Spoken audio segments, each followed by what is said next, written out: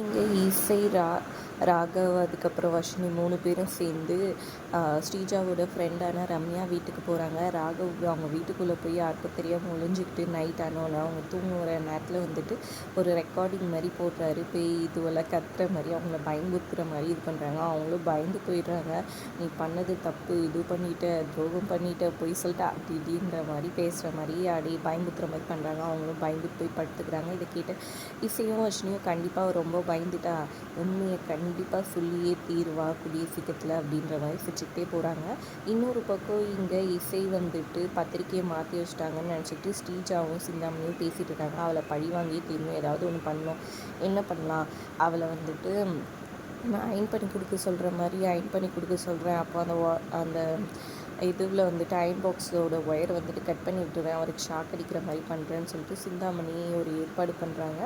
அதுபடி வந்துட்டு இவங்க ப்ளவுஸ் எடுத்துகிட்டு வந்து இசை கொஞ்சம் அயன் பண்ணி கொடுங்க ப்ளீஸ்ன்னு சொல்கிறாங்க. எனக்கு கொஞ்சம் வேலை இருக்கே, நீங்களே பண்ணிக்கணும்னு சொல்கிறாங்க. ப்ளீஸ், எனக்கு ஒரு அடி ஷாக் அடிச்சிச்சு, அதுலேருந்து எனக்கு பயம் அப்படின்ற மாதிரி சொல்ல, அப்படியா சரி ஓகே கொடுங்கன்னு சொல்லிட்டு நேராக பல்லவி ரூமுக்கு போகிறாங்க நம்ம இசை.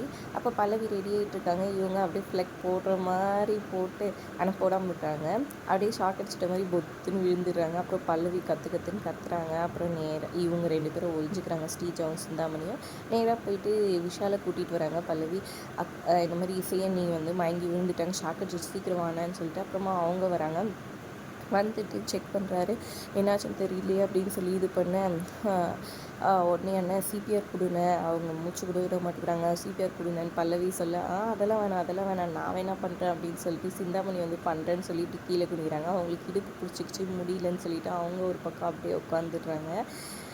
அதுக்கப்புறம் வந்துட்டு வேறு வழி இல்லைன்னா நீயே பண்ண பாவனை இசையை நீ அப்படின்னு சொல்லிட்டு சொல்ல விஷாலும் போயிட்டு அப்படியே சிபிஆர் பண்ணுறாரு. அப்புறமா கொஞ்ச நேரம் பற்றி இசை ஏஞ்சிக்கிற மாதிரி நடிக்கிறாங்க. அப்புறம் எனக்கு கொஞ்சம் தண்ணி கூட அப்படின்னு சொல்லிட்டு பல்லவி கிட்ட கேட்குறாங்க. விஷால் அங்கேருந்து போயிடுறாரு. அதுக்கப்புறம் பார்த்தீங்கன்னா இவங்க வந்துட்டு பார்த்தீங்களா நீங்கள் இது பண்ணதை உங்களை வெறுப்பேற்றலான்னு தான் நினச்சேன், ஆனால் விஷால் எனக்கு முத்தம் கொடுத்துட்டாரு, எனக்கு சந்தோஷமாக இருக்குது. கல்யாணத்துலேருந்து நான் எழுந்துக்கலான்னு தான் பார்த்தேன், விஷாலுக்காகவே கல்யாணம் பண்ணிக்கிட்டோம் போல இருக்குது. ஒரு வேளை நான் எழுந்துட்டா கூட உங்களை பற்றி உண்மை தெரிஞ்சிச்சுன்னா அத்தை வந்துட்டு என்னையே உட்கார வச்சு தாலி கட்ட சொன்னார்னா ஐயோ ஜாலி அப்படின்னு சொல்லிட்டு சந்தோஷப்படுறாங்க. உனக்கெல்லாம் வெக்கமா இல்லையா, நான் எதுக்கு வைக்கப்படணும், நீங்கள் தான் தப்பு பண்ணுறீங்க, நீங்கள் தான் வைக்கப்படணுன்ற மாதிரி இசை சொல்லிகிட்ருக்காங்க ஒரு பக்கம். இன்னொரு பக்கம் வந்துட்டு பார்த்திங்கன்னா வீட்டில் நலங்கு வைக்கிறதுக்காக எல்லா ஏற்பாடும் வந்துட்டு இசையே சேர்ந்து பண்ணிகிட்ருக்காங்க.